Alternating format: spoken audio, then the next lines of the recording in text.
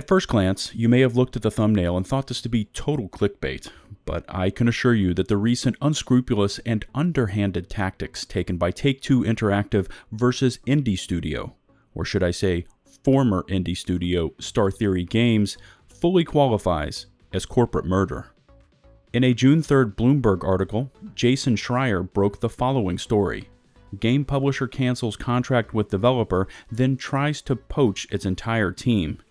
As if game publishers need yet another reason for the public to view them with a sense of distrust and loathing. From their general indifference to the request of customers preferring to focus their energies towards games that are heavily monetized and aimed at seizing hold of as much profit as possible, to their abhorrent treatment of their employees, and to say nothing of how they choose to take a stance on compromising creative elements and integrity in favor of cost-cutting and preset deadlines. Calling this underbelly and often hidden side of unconscionable corporate BS filthy would be the euphemism of the century. It goes without saying that we don't have high expectations for publishers, and it would be a just statement, as they have repeatedly signed their own death warrants with the gamer base at large, with their continual choosing of the path to depravity. And this takes me back to the Bloomberg article concerning former indie studio Star Theory Games and their dealings with Take-Two Interactive. Now, this is a small studio that was founded in 2008 with some minor titles, such as Monday Night Combat and a Kickstarter project, Planetary Annihilation, that raised over $2 million. In 2015, Star Theory really hit their creative stride with Kerbal Space Program, which was a type of sim that allowed players to construct and launch rockets using realistic physics. This title was critically acclaimed, sold over 2 million copies, and led to partnerships with both NASA and the European Space Agency. To say that this studio had worked hard and carved out a niche in a massive gaming ecosystem on their own terms would be an accurate summation. Too often, these small indie studios, founded on fostering new ideas and unbridled creative integrity, fail due to being underfunded or undiscovered, and clearly Star Theory Games was one of those rare success stories in the impassioned indie gaming community. Riding high on their wave of success, in 2017, Star Theory began work with Take-Two on the sequel to their breakthrough hit, Kerbal Space Program. Now, to all accounts, the development of Kerbal Space Program 2 was developing smoothly, according to the team working on the project. Further reinforcing this sentiment for another success was an impressive preview of their sequel at the PAX Expo, which left not only fans impressed, but saw an increase in Take-Two's public enthusiasm for the title. Continuing through the Bloomberg article, and we see that by late last year, Take-Two agreed to extend Star Theory's development deadline by 6 months to add new content to the game, which in turn kicked off a new round of contract negotiations. Once more, these two developments could be seen as nothing but positive. Star Theory was requesting and receiving more time to further develop their creation with the task of adding new content, and one can speculate being allowed to maintain their creative freedom. Everything was progressing as expected until December 6th, when employees of Star Theory Games received an unforeseen and rather cryptic message on LinkedIn. Quote, "This was an incredibly difficult decision for us to make, but it became necessary when we felt business circumstances might compromise the development, execution, and integrity of the game." Michael Cook, executive producer at Private Division, a publishing label within Take-Two Interactive, continued on. Quote, "To that end, we encourage you all to apply for a position with us." The LinkedIn message continued on with a shocking announcement, stating that Take-Two was setting up a studio to keep working on the same game Star Theory had been developing. Moreover, Take-Two was seeking to hire all of Star Theory's dev staff to make that happen. Quote, "We are offering a compensation package that includes a cash sign-on bonus, an excellent salary, bonus eligibility, and other benefits," said Cook.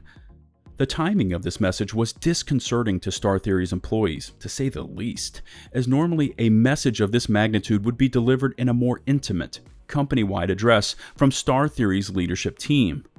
The cancellation of the contract with Take-Two for the sequel to Kerbal Space Program could signify the finale for the studio, as it was their only source of revenue, and without it, the studio was in serious financial trouble.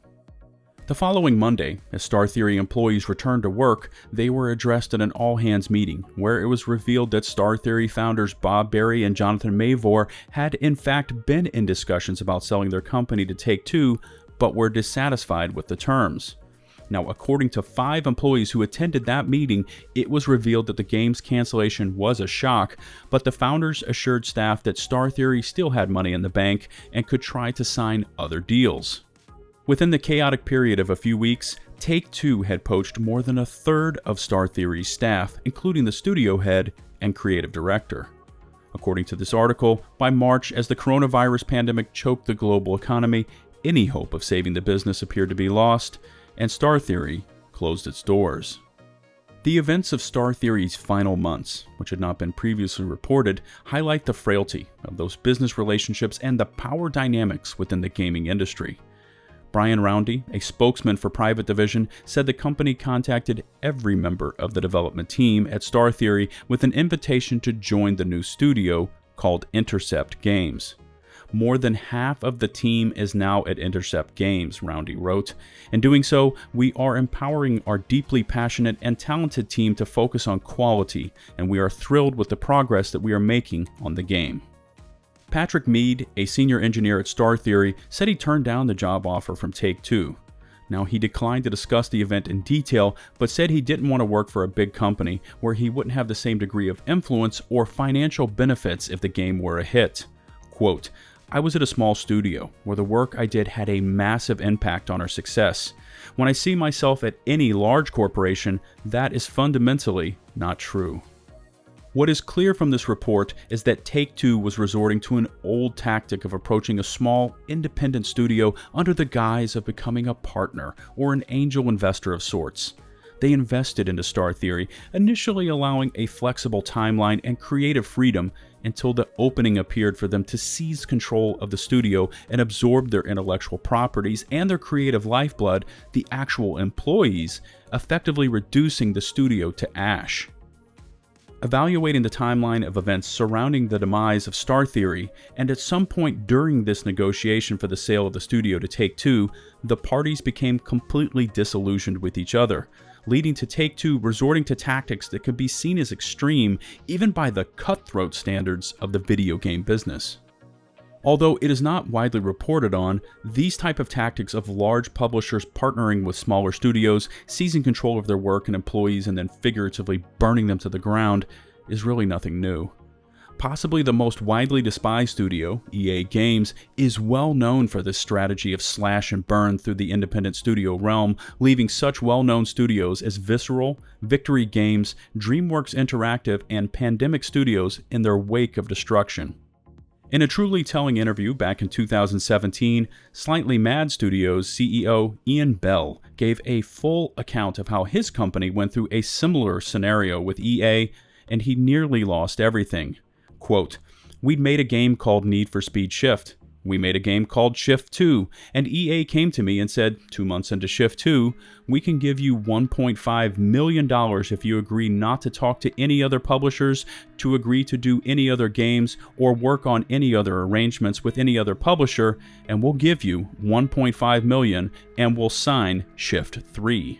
So I said, okay, that sounds like a good deal. I took the $1.5 million, I paid the guys loads of bonuses, and 2 weeks before we were due to start Shift 3, they canceled with no warning. They said, we're not doing that anymore. They tried to F us over. There's no other way to put it, Bell said bluntly. That's what they tried to do. They tried to destroy us, and we have no love for EA in this company. So yes, I remortgaged our home. I put the cash on the line. I put it on the line. I paid the staff for 3 more months. We made some games and we scraped by. Only some creative maneuvering by Bell to move all of Slightly Mad Studios' technology into a third-party firm that he created and was sole owner saved that company from EA stealing everything and leaving Slightly Mad to soldier on into a swift termination.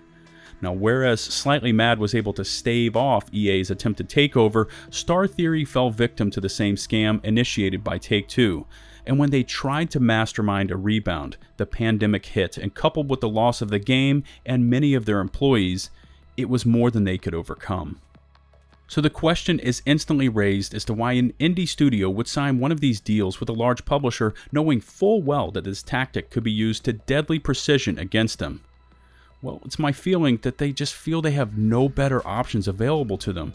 They have such need of the financial backing and advertising that a large publisher can provide, and with it, that possibility of a breakthrough success. Now, what is made amply clear each and every time this type of corporate blitzkrieg occurs is that companies like Take-Two, EA, and other notables are loyal only to profits and shareholders.